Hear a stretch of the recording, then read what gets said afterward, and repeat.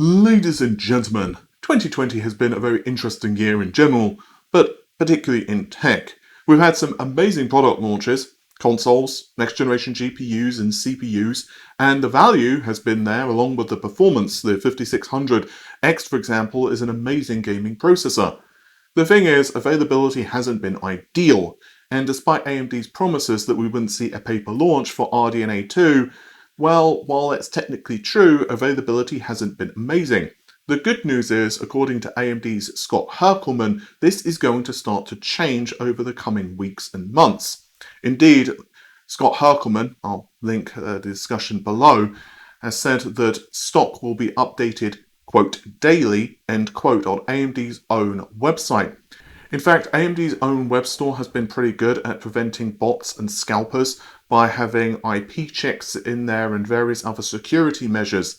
So basically, if you've been hammering the F5 key, for example, on the website, there's a good chance that you might have actually triggered this yourself, even if you're not utilizing a VPN. And by the way, I would suggest that you don't use a VPN on AMD's website for this reason as well. So what about, though, just in general, actually picking up one of the RX 6000 series? The good news is that AMD's messaging seems to be very much like my own links for the past few days, that the custom cards will be more plentiful in supply. This is, to my knowledge anyway, for a couple of reasons. Reason one, AMD's custom cards are typically more popular, they sell better, and reason two is keeping AIBs happy. Basically, there's more margin in it for AIBs to sell you like their super duper, triple slot design, which also comes with a sandwich toaster versus the standard reference design. And those margins are critical in keeping them happy, which naturally means that they are, well, just happier to put more money into marketing and actually creating these custom cards. This is all in an effort, of course, AMD establishing its presence in the GPU space, or at least better establishing it in the GPU space, which has been really dominated by Nvidia in the high end, not for poor reasons. The RTX 30 series has been really good, and Nvidia with the GTX 10 series really just stuck it to AMD. So this has been something that AMD have really needed to battle for some time now, and all of this naturally comes back to giving AMD more money, which means more research and development, which obviously benefits us all. But what about Nvidia? Well, the good news is Nvidia's RTX 30 series has actually been getting better in terms of availability. To begin with, it felt like trying to get hold of gold dust by just walking down the street, but now I'm seeing RTX 3090s more commonly available here in the UK, although they are rather expensive, let's just be honest, and I do suspect that Nvidia are happier to push the 3090s because of the margins on them.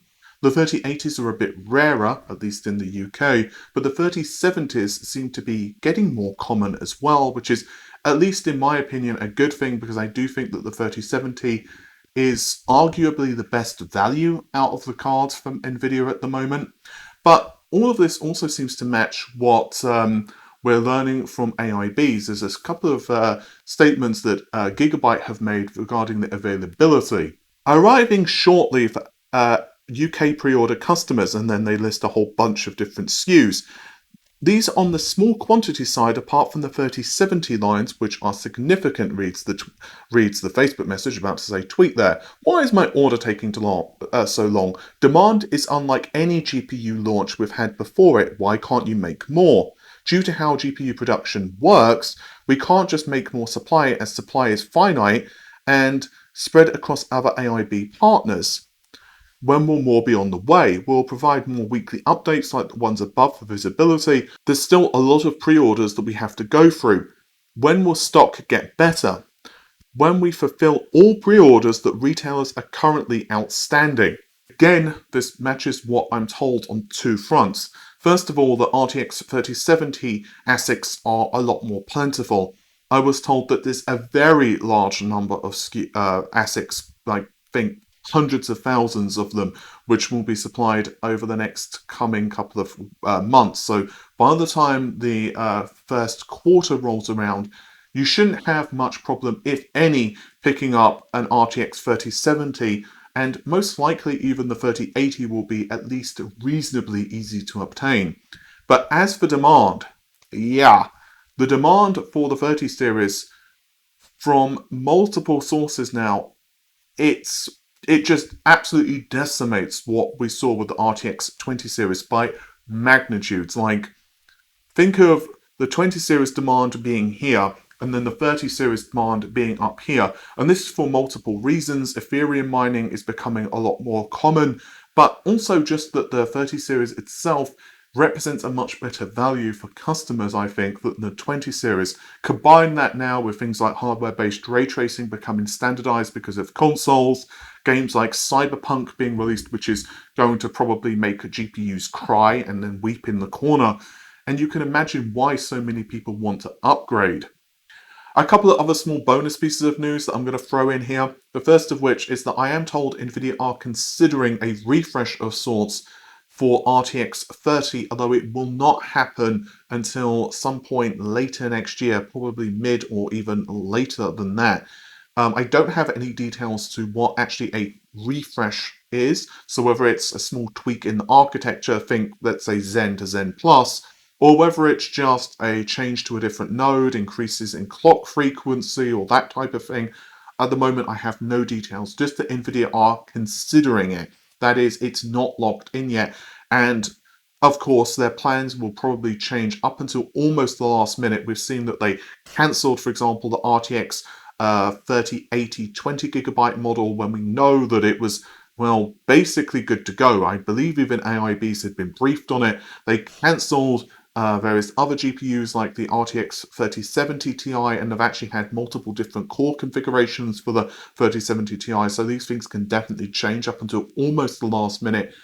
But they are at the very least considering a refresh of sorts. It really comes down to what AMD are going to be bringing to the table next year, and whether we'll see RDNA 3 launch, or whether AMD themselves will just continue to push out RDNA 2. Typically, Nvidia take about 2 years to release a new architecture. We've seen that from GTX 10 series to the 20 series, from the 20 series to the 30 series. So I suspect that we won't see Hopper, or whatever it ends up being called, release next year. At best, we'll see a refresh.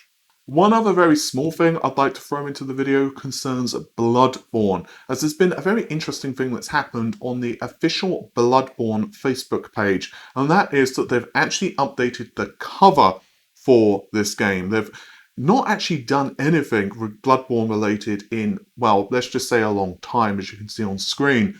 But now they've just updated the cover. Previous posts were advertising things like Demon Souls for the PlayStation 5, for obvious reasons. But yeah, now they've changed the cover for Bloodborne. So this could mean one of two things. One, absolutely bupkis, nothing, nada. Or the other thing is that this could mean that we are actually going to be seeing the Bloodborne Remastered version that I was told does exist. Now, I've reached out to a couple of sources and they've told me that they had nothing really more to say than what they originally told me on this, that it is indeed real, that they've seen evidence of it, that it contains additional content that was cut out from the original release of Bloodborne. It does contain as well the DLC, and most likely it's coming to the PC. However, other people have told me that it doesn't exist. So maybe you can take this however you'd like. You can take this as its confirmation, or at the very least a tease that Bloodborne does exist. And you could also take this as, well, no, it just is, From Software updating because they wanted to. What I'm about to give you is my opinion. This is not anything else. This is just my opinion, but I personally believe that Bloodborne Remastered does exist. The source that told me that it does has been right on a couple other things in the gaming industry that they've told me, and they told me this information prior to official announcements. So that obviously does mean that their information has been right in the past.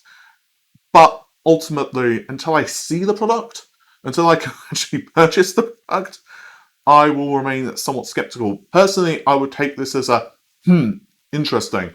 I would not take this as confirmation that Bloodborne does exist, but I've had numerous people ask me, is there any update to Bloodborne? So I'm using this as an opportunity just to tell you guys that so far I've heard absolutely nothing more than what I originally reported, that my source still is insistent to me that it does exist, but you can take this as confirmation or not. Hey all, it's Paul from the future. A small update on this, and this happened just as we were exporting the video. And a number of you tagged me on Twitter that the same person who leaked the existence of Horizon Zero Dawn on the PC actually made a tweet to say that the Bloodborne Remaster game is actually real and it's coming to the PlayStation 5 as well as the PC. But they did so with a couple of caveats. Caveat 1 is that the tweet is now deleted, and caveat 2 is that they said that this is more an opinion. Don't consider it a leak. Well, now that the tweet is deleted, of course, it raises several questions. One, was there information based upon a guess, and then they've kind of changed their mind based upon the media storm that it would bring up? Second, was it actually based upon real information that has been sent to them, but that source then told them to not release that information as a leak? Instead, you can put it as an opinion or a guess. And I've actually been told this before by leakers, that I should put something out as an opinion or as a kind of wishy-washy statement, because they are not comfortable with exact details leaking. So that's always a possibility. The third possibility, of course, is that they saw the very same Facebook cover being updated and they decided to make an opinion on that. I think the most obvious thing for us all to do is just take massive truckloads of salt from all of this and just kind of say, well, if the product releases, great, amazing, awesome. But if it doesn't release, then let's not be particularly surprised either. There is obviously a huge hunger from the community. We know that Bloodborne can run on the PS4 Pro thanks to a modder at higher frame rates. So it's not difficult to imagine that a patch could be issued to the PlayStation 5 to run the game at 60 FPS basically locked, even if the resolution remained identical. It's not very difficult to imagine that that's possible. So at this point, the only options are for Sony to not do this, or From Software. Option 1, they really don't care about Bloodborne at this point. They just feel that the project's done, over with, and they're just leaving it into the history books. Or option 2, they are working on a remaster, and that's why that they're not putting any development effort into this. Again, I'm going to leave this down to your opinion. One other small thing, just to continue the blathering for a moment longer. There's a section in Demon Souls where when you're running down like this corridor, you can actually hear this scream, which sounds awfully like Metal Gear Rex, which could mean absolutely nothing and it's just a tease, or it could mean that it's nudging you to remind you that yes, there is actually a Metal Gear Solid remake, and I am fairly confident that this actually does exist. I would absolutely love it if it does. To my knowledge, it's PlayStation 5 and possibly on PC, although I'm less certain about the PC support, but I am much more positive that it is a PlayStation-only console experience, so therefore it is not coming to the Xbox, unfortunately. And I wish it was, because, I think more people should get to experience games, but to my knowledge, it's only for the PlayStation and possibly the PC. Anyway, I think that's just about it for this video. Hopefully you've enjoyed it. The normal stuff if you did. Like, share, comment and subscribe. And I'll see you soon. Take care of yourselves. Bye for now.